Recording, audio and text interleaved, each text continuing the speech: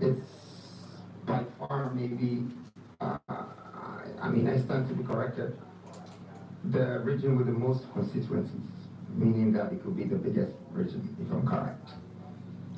And it has a lot of potential. In farming, in mining, Ashanti region is worth billions of dollars, but we saw a lot of poverty within the regions. And you can see the developments in Ashanti region. I thought that without industrialization, without helping these people to know what cocoa can do, it's going to be very difficult for them to be built again as a constituency becoming a state or a mini city to feed the people. I also saw a lot of potential, enormous potential avenues. River Pra and Tano, some of the biggest rivers in this country. I know you remember when I say I'm going to bring the sea to Kumasi, but that's exactly where it has to come from. Bringing it from Pra is already into the sea, so it's a matter of dredging it and letting it go into Kumasi and letting the sea come in there. But not for just leisure. It will be for logistics, it will be for irrigation, it will be for a lot of things. This purpose was to control a third of the 4.7 trillion economic output.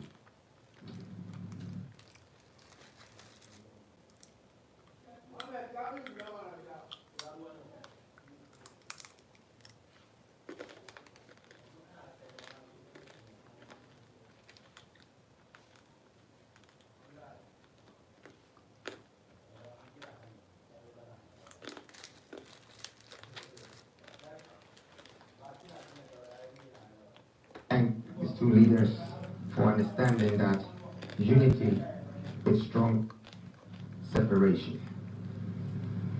Today, we're looking at the Blue region, which has 5 regions of the north. Before we go to the north regions, I would like to talk a little bit more about the Blue regions. And what I saw there in Techiman and all other places, when I combine it with Ashanti, I know that the two can really help Ghana to revive its economy again.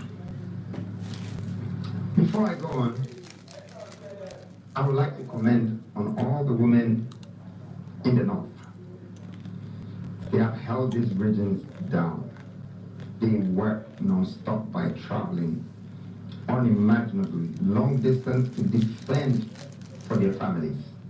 It was here that I met Auntie Samantha, a woman in Wale Wale who has used kulikuli, I don't know if you all remember kulikuli, to cater for 7 children. Her story is impeccable. Just 50 meters from Samantha's house was a group of men who used imported thread to sew fugu and kente, but using a self-crafted wooden equipment wouldn't put them on a commercial level. With a lot of determination to work, I could see clearly that they are not equipped to do so. I believe that industrialization can help expand this talent and harness the skills in this area. Just when I saw that we've seen enough, I also witnessed something with my own eyes. I saw a school where children had no chairs to sit on and tap water to drink. This blew my mind in a negative way. Dear citizens, these were all in the hometown of a man who has been also a vice president for 8 years. He had been touted as the economic Wickèd. I believe that what I also saw in Tamale South constituency, I chanced on a community called Kadula, where we went to donate a borehole for people to get clean water to drink. This is where I met a kid that was fetching water from the same color as the Galamsey water. And I was wondering what they were going to use it for. But that was for drinking. Right in my sight. It is a constituency controlled by a former majority leader in parliament.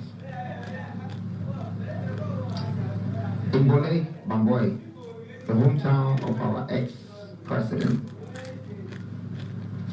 who is also part of the candidate competition, I was touched to establish a guinea fowl farm for 5 families as I could not stand the poverty I saw. Fortunately, none of the guinea fowls has thrown away. They're all intact. And I pray that they multiply to become thousands. Like Bole, I didn't leave the other deprived communities without a project. I built a borehole in Kaduna and many other places to provide clean drinking water for people. There were hospitals who didn't have water in Wale Wale. This I did in many other areas. But I question myself, if all these leaders cannot simply cater for their constituencies, how can we entrust the whole nation in their hands? This is a question I was asking myself, but now I think it has become a public question for all Ghanaians. And I hope we find the right answer. Here's a 2 months that I have dedicated to travel around my country, and not only to do a campaign, but also to research, the potential opportunities in these areas. So now I'm having to cross from the north. After going through Tamale, Boriga, in the upper east, upper west, northeast, coming down to Savannah, I realized that there was a pathway that takes you to the Voltarian sector, which is Oti. And now we were going back on the river Afam, which will take us to Oti and Baya. This region was highly deprived. I saw the worst primary schools here. The teachers did not have an office to sit. The headmaster sat under the tree. The kids, the children, they all sat on the floor and there were no chairs. Now I wish that I have videos of this, and I would have loved Ghana to see the states. I don't know if it's so horrifying, reasons why my team is not showing, but this was very disturbing in Dubai. And the next day, we were going to campaign in a market, which was the largest market I've been. It was the biggest. At this market, didn't have one shelter. Everybody sat under the sun. Everyone, single person. And the whole floor was dusty. But I looked in front of me and I saw a huge river, and I started to envision, why does this river have only one ferry? That people are coming from places like the Yam City and bringing food to Dubai. And all of a sudden, my anger kind of quenched my hunger for Dubai. I realized that this is a huge potential, a huge opportunity that we can actually, based on our cross-border water transportation, we can turn the Dubai market into factories and manufacturing spaces and add the market into it and have over 12 ferries on the same river that can feed everywhere along the nation. I can see that there's the water showing. I'm sorry, this is actually Volta Lake, but I know the Afram water very well, and it sits right in front of a huge market, bigger than Makala and Kantamanto put together. When I was there, and I realized that these people have no choice but to actually try to dispose whatever food that is in the market in a space of 7 days, or else, without manufacturing our plants, they will be spoiled. Now I have to move from there after crossing from Dambai and visiting Jasikain and all the communities in these constituencies. And I asked myself, why did they separate Volta from Moti when they both have beautiful landscape and the water connecting, which is the lake and our farm, and it connects to more than 7 regions in the country. But yet, there is only one ferry that is feeding this nation. It makes me keep asking myself the question, what is Ghanaians doing? What do we call investment? Why are we not using these things that we have? And in fact, this is the only ferry you see on our farm water, and see how huge this water is. And it took us only 20 minutes to cross from one part to the other. When I got to Ho and I got to other parts of Volta region, it was the same thing on the lake. In fact, they didn't even have a ferry. They had a canoe with a boat. People have no access to capital. No government support. Ahoy and Ho could have been like Beverly Hills, but it's well underdeveloped. Cheddar was one of the favorite and the best landscape I saw in Ghana. In fact, Cheddar has a lagoon that meets the sea, a multi-billion-dollar development opportunity that will make Ghana have the likes of Miami and Dubai, the biggest tourist attraction. Talking about all of these places, we were not stopping. We were just moving through everywhere. And the next place we were supposed to be going from Volta after we finished OT was the Western and the Western North. The Western North and the Western, Prestia, Tapa, Asangogwa, yes, and Wasa Ekropon. Some of the names I've forgotten, please forgive me, but it was a lot of names. But I remember Wasa Ekropon very well. Prestia, we had over 5,000 youth, facing us, looking for opportunity, and they were expecting us. I can never, forget that very moment, how we were welcomed. But the thing is, we drove over 2 hours on untarred road. We saw that the largest gold mines owned by foreigners were situated in these areas. The worst roads, highly polluted environment. In fact, this is the richest region in the country, the Western. Our research says that it has over 1.7 trillion attributable reserves and arable lands for farming. But I was surprised how it was being used. It made me wonder, where did we go wrong? Where did we go wrong in Ghana? Now, I came to Central Region, and now I'm in Accra. Central Region, I did see one of the best policies in Africa in Central Region. But I believe that the value in Central Region has not been harnessed properly. The point, to summarize what I'm saying, is that I have discovered more poverty.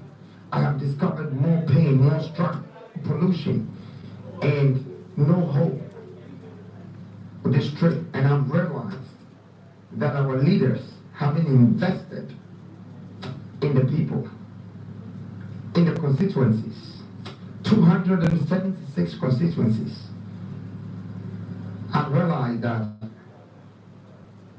that's what forms the entire parliamentarians. But tonight, I want to tell everyone that is listening to me that I've had the opportunity to travel around Ghana, and I've had the chance to see what we live for and how bad we have treated our people. And that did not bring me down, but rather it inspired me and made me realize that we have work to do. It doesn't matter. And I'm not here to bring down any party in the past. And I'm not here to also talk about the past that we've done wrong. I'm here to talk about the best of solution for us to go forward, to be able to build our nation and give opportunity equally to the citizens of this country. I believe that they also deserve a fair share of their own equity. The new force will stand for these priorities, to empower people and to create jobs for them. On that note, fellow citizens, in the next 48 hours, a few of us will be going to the polls. Our bold security officers, our dedicated ambulance service workers, the customs service, the prisons, the immigration, and the Ghana Armed Forces shall be exercising their franchise. I want to first of all thank them wholeheartedly for their dedication to this nation. I have personally been a big beneficiary of the selflessness with the police service and the army this year, but I am saddened by your mere salary, poor pensions and benefits, poor accommodations. During my policy lunch in September, I spoke to you about the SNIT revolution, which is part of the 12 pillars. You can access it. A total restructuring of the SNIT into a state insurance corporation that allows you to make claims after 5 years. These claims can be made against your accommodation, your health, and your children's education, or even yourself. I've also told you about my commitment to increasing your salaries drastically by ushering you all into the 16th regional industrial revolution. I know this salary is not enough until it moves from low income to mid-income. Our economy cannot be sustained. I want you soldiers to manufacture your own uniforms and also the uniforms for the police of this country, and because of that, and be the CEOs of the manufacturing that I will introduce into these governmental institutions. Construction companies, the army, the defense center can help. The police center can help. I want you to be a part of the economic development of this nation, and not just security officers.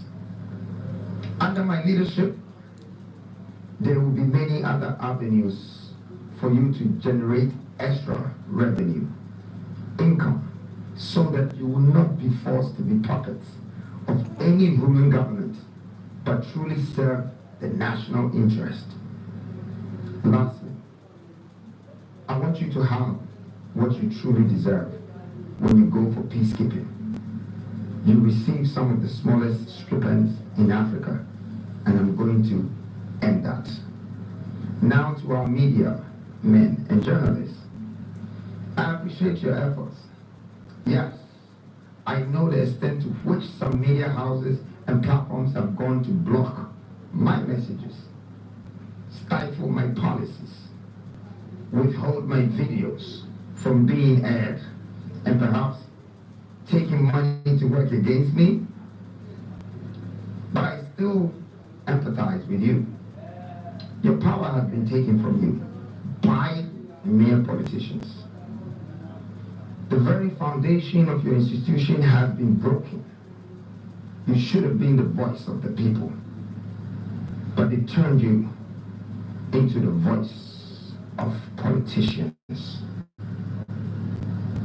I want to tell you that you control the sentiments of the people, and that is a very delicate position. You are the press, and you decide for the president. Kindly do not mislead or misinform people. The media should rise above all the controls of politicians and commercial interests and ensure that we work to save our nation together. I will see and ensure to it that we expand your industry so you can create revenues from other avenues as well. My message to the disabilities, my brothers and sisters, you have been victims of motor accidents, misdiagnosis, or have been born with some deformities. They call you disabled. I call you differently abled. I'm a man of action. I empathize with you. You have seen what I've done for a blind friend of mine, Brown, who has wanted to become a journalist. You have seen a set of business I've set up for my friends. They call one leg, a man who battled with weak limbs but has now built his own house and business through Uber. I come with equity, equality, and empowerment. And I want to wish all you special people that are voting, well, that it's time that we vote wisely to determine the future of our country. And it's no more time for us to vote based on parties. Let's stand for our nation and our country. This gives me the chance, after the 276, maybe talk about parliamentary procedures. Fellow citizens, many people have asked me how I would work with no MPs on my side in Parliament. I choose not to answer it publicly. Today, I am going to. In fact, or should I say as a matter of fact, this is a unique opportunity for us to unite the nation and to work in the national interest. I realized when I was doing the 276 that every single constituency that has an MP who makes the laws for this constituency has not seen to it the laws being effective, and that's why all the constituencies were undeveloped. These are the same people that are our parliamentarians. But I have no problem with that. The good thing is, today we might have 276 parliamentarians. If one party wins, their parliamentarian stands behind them, and the other one fights them. But here's the unique opportunity that I'm about to share with Ghanaians in the position that I stand in today as New Force. Have you ever thought of if Ghana had a third party to stand up against his duopoly, and one becomes a president, and the two duopolies also become a parliamentarian members? We will have no choice but for the sake of Ghana. We will have the bargaining chip to come together to do what is right for Ghana, more so than our suggestions being leaned onto one side. If one party wins, then their parliamentarians are supporting them and fighting the other one. We have faced this problem for over 32 years. My point that I'm making is, as a young man, I'm not here to fight my elders, but I'm here to add value to the society I belong to. This is an opportunity that we have, a bargaining chip, to collate, to merge all these parliamentarians and the new leaders of the new generation, so we can go ahead and harness Ghana together. Well, I like to say that with all this being said, I have a surprise for Ghanaians. Often, one would have expected it to be me unveiling another character from the new six. Fortunately and unfortunately, not tonight, I'm not unveiling any character, but they will be unveiled sooner than later. It's just that I'm glad I've been able to unveil our current state of the nation. and unveiled some of the truth that has been hidden from us as a country. But this gives me the chance to bring out the surprise of our new manifesto. Fellow citizens, dear countrymen and women, help me launch the Galamsey Manifesto.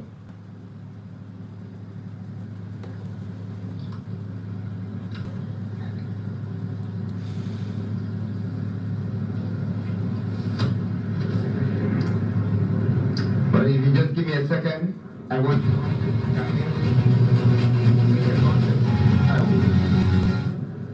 just 5 seconds.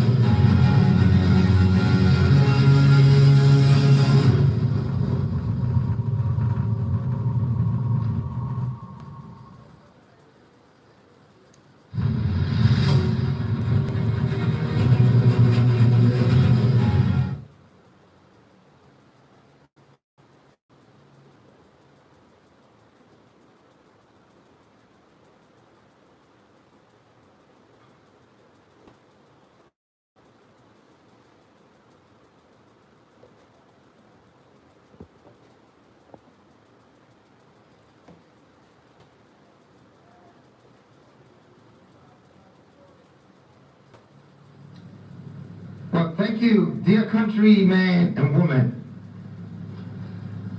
On my tour,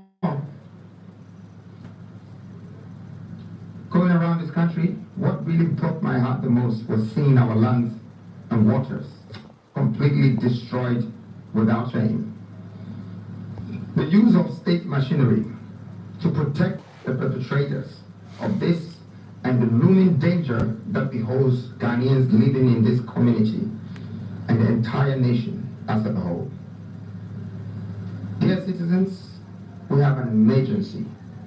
This has led me to find a solution, the only viable solution, without which we can never overcome the situation. I may now present to you the Galamsey Manifesto.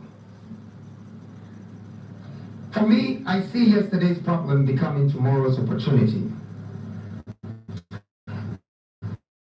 In the 60s, Lee Kuan Yew of Singapore turned the water problem of Singapore into a national asset. And that changed the entire Singapore. That was maybe close to 70 years ago. He was the first prime minister in 1959, just around the same time as Kwame Nkrumah. They all started together. Today, Singapore is one of the best countries, well developed in the world. And it all came from the Singapore Enterprise Industrial Team, developing the entire nation. I have a vision, and this vision to turn Ghana better than some of the witness countries that have been built in the last century. I'm very proud of mentors and leaders like this. Well, let's get back to their manifesto. Why did I decide to do a manifesto for Galamsey? because I wanted to give you a national asset, not just the 12 pillars that will rebuild the building as Ghana, but I also wanted to give you the inside information, the solutions to do what Lee Kuan Yew did for his people and for his country by turning his problems or his crisis into an opportunity and letting that become a national development that will be globally recognized and appreciated. My vision is to do that for Ghana and go beyond the borders of Ghana and help Africa. I believe we Africans deserve better. We deserve more. We deserve to do what the Western world, Asia world, and many other continents on this planet Earth are doing. So, let me start by introducing the people that caused the problem and how the problem was caused. They said the only way to have the best solution for a problem is to go back to the roots of the problem. So we went back to the roots and realized that the imperialists, who are the international influence, and they work through multinational companies. They are the imperialists. And then coming down from the imperialists is the cartel. The cartel is the government, and of course, in the government, you have the politicians and the chiefs who are taking royalties from being the landowner. And when you move down from the cartels, you go down to the mafias. The mafias are the galamseys. I just want to explain to Ghanaians that these local galamseys kingpins are using cyanide and mercury to wash the sand. I want to just wait on this part a bit. That the three things I've mentioned, the imperialists, and then the cartels, and the mafias. The imperialists are the ones controlling the hard rock mining. The cartels are the ones controlling the colluvial mining. So that is the politicians and the chieftaincies. And the mafias are the basic Ghanaians who did not get any job and started to do alluvial mining within all these constituencies. This mafia state is undissolvable unless we apply this plan, which is in this manifesto. So there are three types of mining. You have the hard rock mining, which comes from upstream mining. And then you have the colluvial mining, which comes from midstream. Then you have the alluvial mining, which comes from low stream. I would like to say that these three things is just like how we take oil from the water as crude oil, and then we refine it in a refinery as refinery process, and then bring it to low oil market companies to sell the fuel. That's the same thing that is happening in the mining world, but this time it's destroying our country because of the process. So I know what I'm saying is it's not going to be likely for people, but this manifesto is the only thing that will save this nation, because I can see the opportunity, the vision of Ghana becoming the star of Africa, the powerhouse, if we can go into hard rock mining ourselves and start to create reserves. If we can go into colluvial ourselves and alluvial.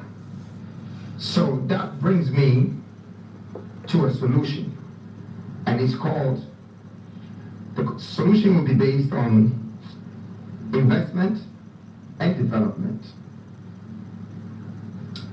But I'd like to start by an investment that I have as a vision for the country, which is water purification.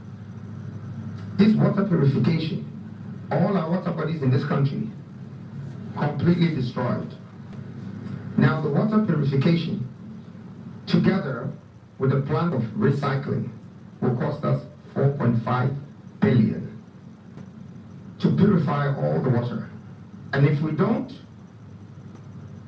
we are destroying the lands. We are turning all the lands that we grow our crops on into a poisonous land. Very soon, we will not be able to have water in this country, and we will have problems in crop farming because the land has begun to be destroyed and is moving very fast, rapid. Now, if you look at the numbers I was just showing you, 4.5 billion, and the returns of this investment in 10 years is going to give us 32.1 billion, which is 200 tons of gold. Up to date, Ghana, we still don't have that gold in our reserves. We had 7 point something tons, and recently they said a few have been added. Whether over 10, I'm yet to find out. But 200 tons secures you 32 point something billion sitting as our reserves in 10 years, but just by this investment. But there is more to this investment that is coming. We are going to use this investment as purifying the water with extra plants. Guys, I think you have the plants, so if you can show the plants. The plants, I'd like the plants are here. So these plants are going to do three things. It's going to take the water, it's going to purify the water, and then it's going to extract the poison out of it, which is cyanide and mercury. But here's an interesting thing that we found. We did the research and realized that once you're able to extract the cyanide, you can turn it to ammonia. Ammonia means you're going into the process of urea. And urea is fertilizer. Currently, we import fertilizers for all farmers. This could be one of our biggest opportunities in lifetime. Because now, the one problem that we had has come to solve all the problems. Now we're taking the cyanide and the mercury and processing it with some sodium and turning it into fertilizers. Not only would the purified water gone back into the grounds by building the biggest irrigation system that will harness our agriculture and make us become the #1 food producers in Africa with all our water bodies.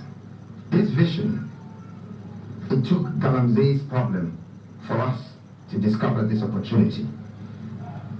As I'm saying today, we will turn this around and Ghana will have the most jobs because the recycling plant purified, because our second pillar in this country is to connect all the waters and make it build a water transportation to connect the regions and unify us in doing business. 200 tons of gold as reserves, still not enough. The Galamsey Manifesto has a plan to build our own upscale mining, which is more upstream mining, mid-scale, colluvial mining, and then low-scale mining. But whatever water that is being purified is going into that ground that you just saw before this picture of colluvial mining. This farming, you need to put those pipes onto the ground, the pipelines, to create that. So there will be a whole circulation of manufacturing chain order. You are looking at a new Ghana being transformed through this. Now I want to talk a little bit more about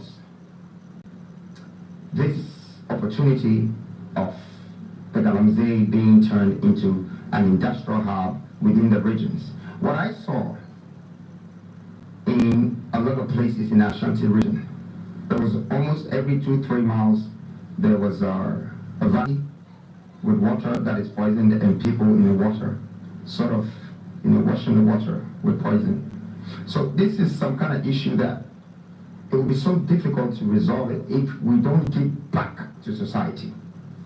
This plant is going to create jobs for the same people who were doing galamsey. They will probably be paid more than they were receiving from chasing the gold crabs. Purification, which is going to be 4.5 billion, would also create tens of thousands of jobs within the nation itself. So it's not like the 4.5 billion is going out of the country. The 4.5 billion will be payments that will go back onto Ghanaians as workers, whilst we turn that into billions of dollars. You saw it yourself, 32.1.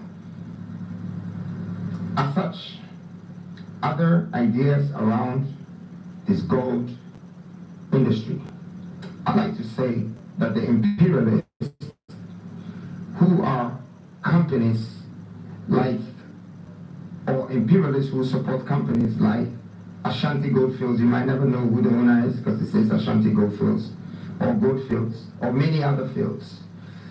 They all amount to trillions of dollars when you go back just 40 years, 4 decades. In 8 to 9 regions, this amount of wealth has been extracted. We decided to do a bit of research and not investigate them, but it's public information to find out more. That how are these people surviving and investing in our country and digging a hole, cracking a mountain, taking all the gold out, and not even covering it? I'm sure you saw it in my presentation for the Galamsey Part 2 video. Who is sponsoring them? I realize that most of these companies are also getting funds from financial institutions like IMF. My vision, my mission is to write off our debt with IMF. Because we don't need to owe them, but we can simply have international commercial relationships with them. If they're interested in gold, they can definitely buy from us once we produce it ourselves. And not to say that we don't want any foreigner to also mine here, but we just don't want any foreigner to extract from here. And we don't get the skill set. That's why we're still washing our waters with sand, looking for gold crumbs. Why the top people, they go straight to the rock, determine where the gold is, put the machines out, cut, and take the value out straight away. When we try to get value, we destroy the whole country. This tells me that we don't have the skill set, and our mindset for creating wealth is still slavery. You can see it there. Because we are digging the soil and washing it with our hands. They are using machines to excavate, to crack into our stones. I stand here today because industrialization is the only way out for us as a nation to build ourselves.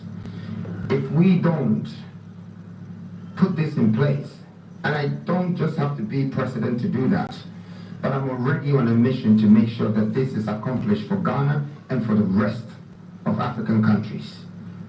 We live by machines. We wake up in the morning and iron our clothes with machines. We are on the phone, it's a machine. We drive to work, it's a machine. None of these machines that we can build, and none of these machines that we are using. Over the tour in the 276, I realized that the most markets were on the roadside, and the most businesses were in the bush, where someone is excavating or moving the earth and extracting the wealth that we go back to either the IMFs or the World Bank to borrow for our economy. Well, Ghana, I'd like to say this to you before I come to an end with my closing remarks, that we cannot borrow money. We cannot borrow money and fix our lands with it and pay our workers with it. We can only create wealth from what we have, from what belongs to us. And if we're able to turn it around, then we'll be in control of our wealth for the rest of our lives. Our children will adapt from it, they will learn from it, they will come with more skills, and there will be more intel to expand our vision. I have a vision, and I see Ghana being transformed to the likes of Dubai, America, and most of these Western countries that our children are running to. Just to stop them from running away, because they don't come back anymore. And I don't see why we should harness and invest in our children, educate them, and somebody imports the talents from us while we export the goods which they took the raw materials from us. It's a reverse cycle. And for that reason, the new force have come to give a fair share of our equity, a fair treatment of equality, and a fair way of treating building nation empowerment. I'd like to say thank you very much.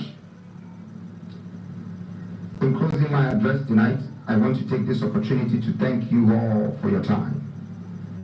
I thank you for the young people who supported me in my 276 constituency tour, the mothers, also some old people, and fathers, grandmothers. I was surprised. Genuinely Ghanaians are good people. It's rather unfortunate that partisans or politicians have failed us. Our expectation of development is undermined by our own capacity and abilities. I'd like to say thank you to the regional coordinators too. The constituency executives, the electoral area comrades, it is now time to protect what we've worked for. We've worked so hard as a new force and as a new generation of leaders. I'd like to urge all of you to go out and vote peacefully. And after voting, Ghana as a nation, let's protect our ballot. Let's be reasonable, for this country is in shambles. Our economy is facing problems. Our currency is facing crisis. Our waters are polluted. The last thing we have left is our democratic constitution to govern the nation. And I'm urging the nation for us to do this peacefully, so we can move forward and build our country and make it a better place and make Ghana great again. Thank you.